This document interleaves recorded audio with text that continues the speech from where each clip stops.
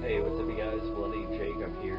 Hey, what's up, you guys? Bloody Jacob here. Jacob here, meeting my icon, Catherine Isabel, Jane Lorenzo. Wait, what did you say?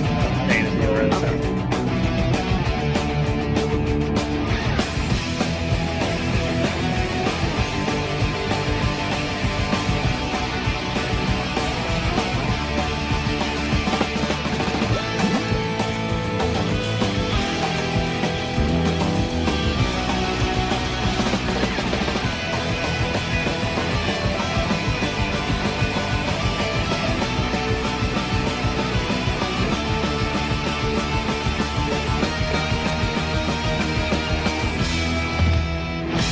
Have a good one. You guys better subscribe and watch my friend on his YouTube channel. He is kicking ass.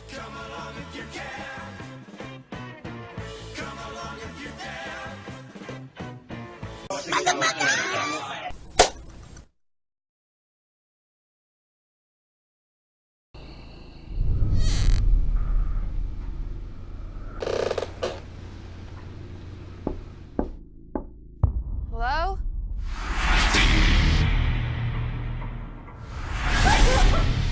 What's a pretty little thing like you doing out here all alone?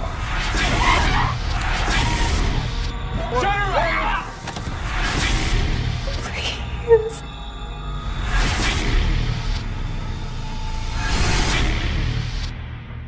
Forgive me, Father, for I will sin. Hey, what's up, you guys? Bloody Jacob here to bring you my review of the 2010 remake, I Spit on Your Grave.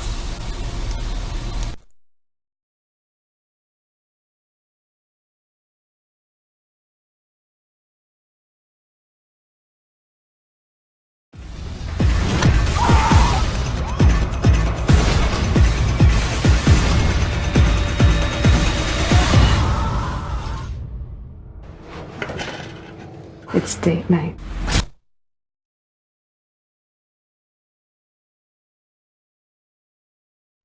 So yeah, this follows a woman who is basically tormented when she goes on a retreat. You know, she's a writer, so she's just trying to get some, some sort of inspiration and alone time, to just sort of concentrate and, avoid the whole, writer's block thing. So she stays at this fairly secluded cabin, but the people she happens to run to this gas station happen to be absolute scum, who unfortunately follow her and thus unfortunately, rape her and just completely, brutalize her and pretty much leave her for dead. But then the rest of the movie, at least about an hour in, turns into her whole sort of cat and mouse revenge game and torture of them. So yeah, it's a pretty straight up plot. Like I said, this is a remake. The original film came out, decades prior, which I haven't seen, I'll admit. But I checked out this one first because I've seen a lot of people saying this is the superior film, at least in terms of obviously production, but also acting and everything as well.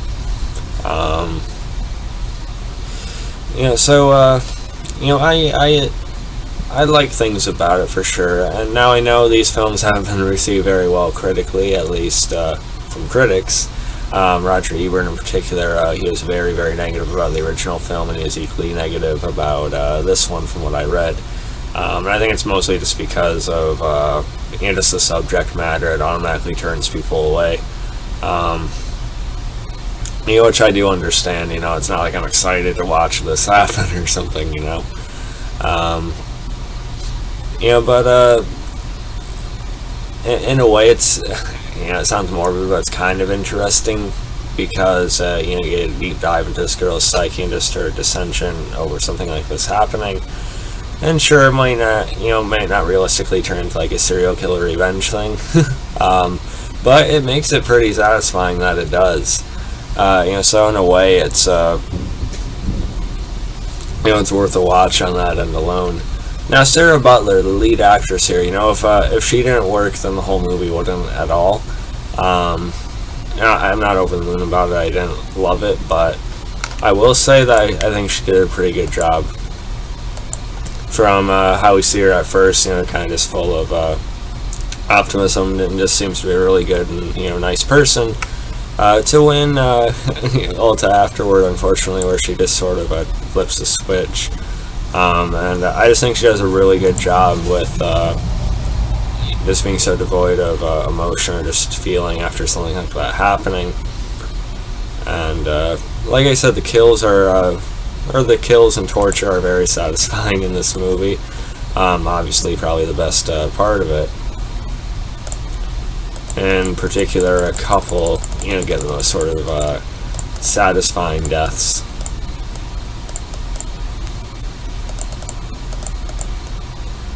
Alright. Okay, I thought I had a picture loaded, but I guess not. But there's one, she ends up using these needles to hold his eyes open because he likes to watch, he's on recording a video and everything, which is really fucking stupid on his end because, he ends up not destroying the tape, and this could be evidence, and she ends up using it to, fuck with him anyway. So there's that, but also the main guy, sort of the main, literal dick of the group. I'll show you a little picture right there what he does with these pliers and his teeth and everything. It's about as satisfying as he'd want something like that to be, as far as comeuppance goes.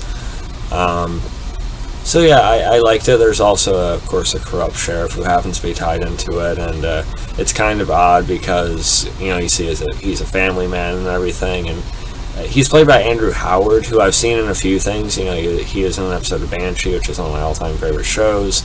He's on Agents of S.H.I.E.L.D. recently, I think, or a couple years ago anyway. He's done a lot of stuff.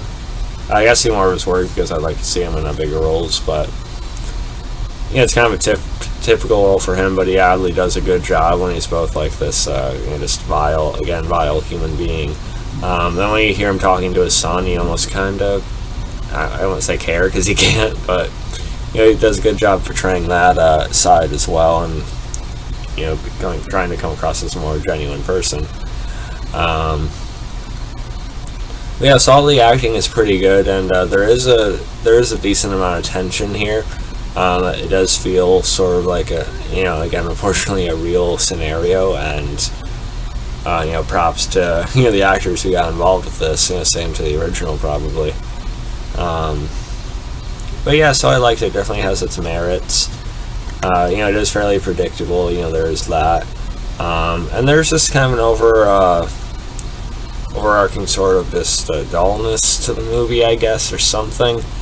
There wasn't something that wowed me or really just made me love it, but I think it's worth a watch. I don't think the subject matter should turn you completely away because it's worth it.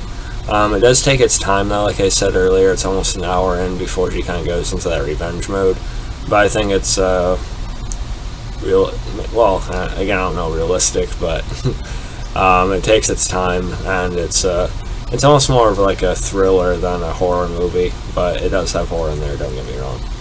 So overall, I Spit on Your Grave, the 2010 remake. I'm in between a C or C+. Like I said, there are some pretty good actors in it. They play up the situation pretty well. Especially Sarah Butler, she does a good job here.